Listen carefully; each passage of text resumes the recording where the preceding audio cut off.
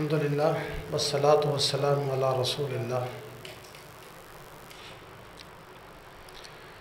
اعوذ باللہ السمیع العلیم من الشیطان الرجیم، بسم اللہ الرحمن الرحیم۔ ارأیت الذی یکذب بالدین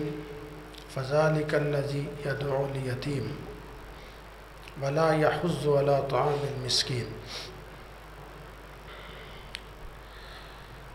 پروردگار کا کروڑہ شکر ہے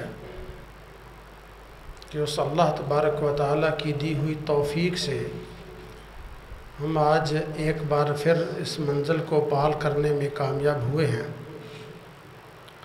اور اس اللہ سے دعا گو ہیں کہ یا اللہ جو بھی کمیاں بیشی، جو بھی کوئی زیادتی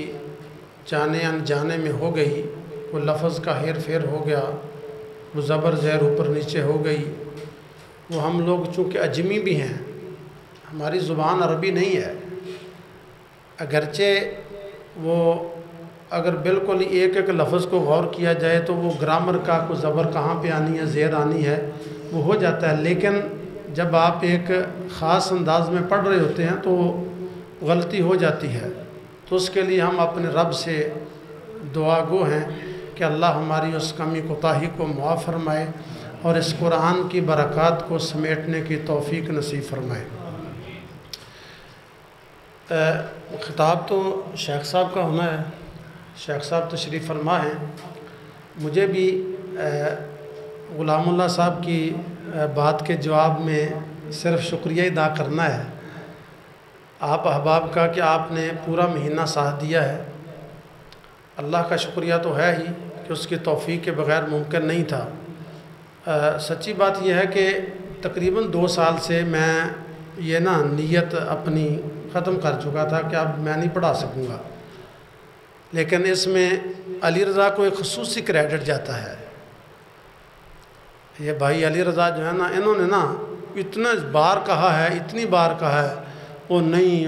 ہو جوں گا،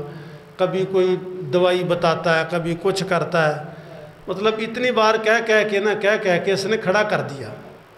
اور میں اس شرط پہ مصلی پہ کھڑا ہوا، اور یہ عمر صاحب کے والد صاحب سے بات ہوئی تفصیلی کہ مجھے جس دن بھی مصیبت بنی، بچہ اتنا تیار ہونا چاہیے کہ وہ آگے میں اس کو کہہ دوں عصر کے ٹائم بھی تو وہ آگے کھڑا ہو جائے، اور الحمدللہ بچے نے پوری طرح ساتھ دیا ہے، اور بچے کی بھی قابل فخر منزل ہے کہ ذرا بھی ادھر ادھر کوئی بات نہیں ہونے دیتا، یعنی ایک لائن بھی اگر کوئی آگے ہوتی ہے تو وہ فوراً بولتا ہے۔ تو اس بچے کا بھی بہت بڑا کریڈٹ ہے، اللہ تبارک و تعالیٰ کا بہت بہت شکریہ ہے کہ اس نے یہ منزل پار کروائی ہے۔ میں تو یہ سمجھتا ہوں کہ ہو سکتا ہے کہ اس قرآن کی برکت سے ہی ہمارا یہ صحت، ہماری یہ گلا، یہ سارا کچھ بہتر ہو جائے، کیونکہ اس سے پہلے بھی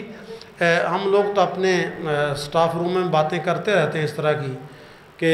اس قرآن کی برکت سے ہمیں وہ کچھ ملا ہے جو دنیا سوچتی نہیں ہے، کیونکہ بندہ دعا تب مانگتا ہے پہلے سوچتا ہے کہ یار یہ مجھے مل جائے تو پھر وہ دعا کرتا ہے۔ تو ہمیں اللہ تبارک و تعالیٰ نے وہ کچھ دیا ہے جو دنیا سوچتی تک نہیں ہے۔ دعائیں کرنا تو بہت آگے کی بات ہے، اس لیے اس قرآن ہی کی برکت سے یہ سارا کچھ ہم آج جو کچھ ہیں وہ ہیں، اور آپ سے التماس ہے کہ آپ ہمارے لیے دعا کر دیجئے گا۔ جب بھی آپ کو کوئی خصوصی اوقات میں یاد آئے تو ضرور نام لے کے، میرا نام امجد حسین ہے، نام لے کے اللہ تبارک و تعالیٰ سے دعا کر دیجئے گا، یہی یہ گزارش ہے۔ باقی اس قرآن کو پڑھیے۔ میں صرف 2 منٹ میں ایک بات شیئر کر کے بات ختم کرتا ہوں۔ 2004-05 کی بات ہے، میں اپنے گاؤں میں مصلی سنا رہا تھا۔ ہمارے ایک بابا جی تھے، وہ فوت ہو گئے، اللہ غریق رحمت کرے۔ وہ پتہ کیا کہتے، میری سلیکشن نئی ہوئی تھی، میں پروفیسر نیا بنا تھا، لیکچرر ابھی، تو وہ مجھے کہتا کہ یار امجد تو پتہ نہیں کی پڑھی جانا ہے، سانوں تو پتہ لگتا کوئی نہیں، کوئی قرآن وچ گلاں کی نے، تو گلاں میں دسو بھی ہونا، ایک بندہ تراویاں پڑھائے اور وہ خلاصہ کیسے بیان کرے، اتنا ٹائم کب ہوتا ہے، سارا دن پڑھے، پھر وہ ذہن بنائے اور پھر 15-20 منٹ مزید بولے۔ لیکن جوانی تھی، 2004-05 کی بات ہے، تو میں نے کہہ دیا کہ بابا جی ٹھیک ہے، کل سے نا خلاصہ بھی، کیونکہ خلاصے کی روایت کا ہمیں پتہ تھا کہ شہروں میں ایسے ہوتا ہے، تو 70ویں پارے سے ہم نے شروع کیا اور گھنٹہ 1.5 گھنٹہ تراویح پڑھنی، اور بعد میں نا خلاصہ بھی 1 گھنٹے کا ہو جانا۔ جب وہ اس وقت جو آپ کو بات کہنا ہے کہ جس نتیجے پہ ہم پہنچے ہیں کہ صرف اس قوم کو قرآن کا ترجمہ پڑھا دیجئے، قرآن کا صرف ترجمہ نیچے سے بچے ایسے پڑھ لیں، کسی مفسر کی آپ تفسیر نہ دیکھیں،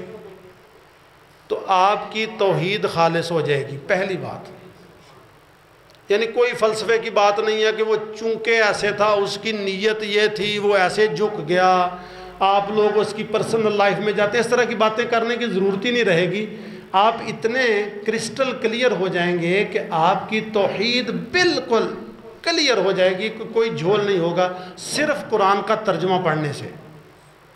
اور دوسرا، میں جس آیت کو ابھی میں نے پڑھا ہے، اس آیت کے بھی میرے اوپر بہت اثرات ہیں کہ یتیم جو ہے نا، یتیم معاشرے کے، اس طبقے کے بھی ایک اپنے مسائل ہیں، اور بڑے آپ کے معاشرے میں یتیم لوگ موجود ہیں، اس لیے یتیموں کے ساتھ خیر خواہی کا اصول اپنائیے، ڈھونڈیے انہیں جہاں جہاں پر بھی ہیں، کچھ نہیں کرنا، صرف ان سے مسکرا کر مل لینا ہے۔ 5-5 ہزار روپیہ دینے والے نہ ہم ہیں، نہ آپ دیتے ہیں، نہ ہم دیں گے، لیکن چلو 5-7 روپے دے دیے، یا صرف اور صرف عید آ رہی ہے بچے کے سر پہ پیار دے دیا اور اس کو مسکرا کے 2-4 بار مل لیا۔ 5ویں پارے کی ایک آیت ہے سورہ نساء میں کہ قرآن 4 پارے میں شروع میں دوسرے رکوع کے اندر قرآن پاک یہ کہتا ہے کہ جب تم یتیموں کے مال کی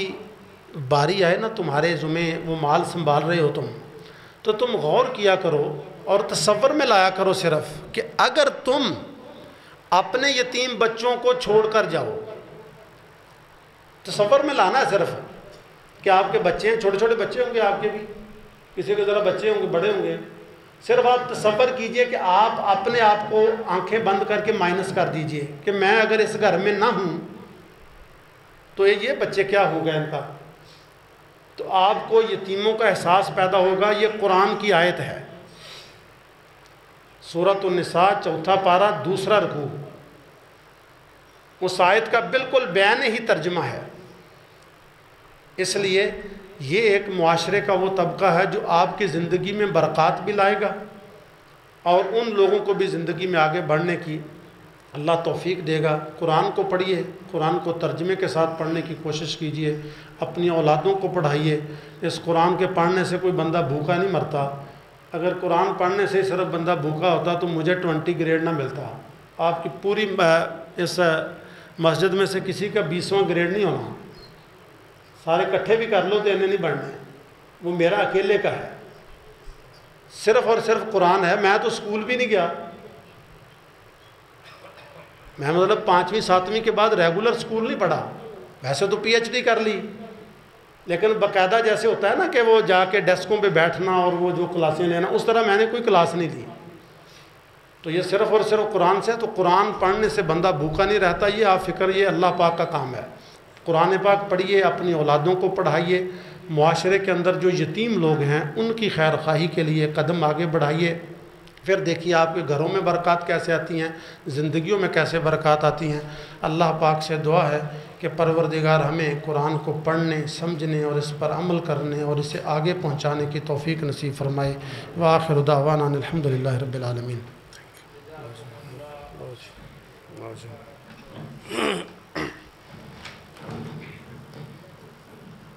الحمدللہ ثم الحمدللہ۔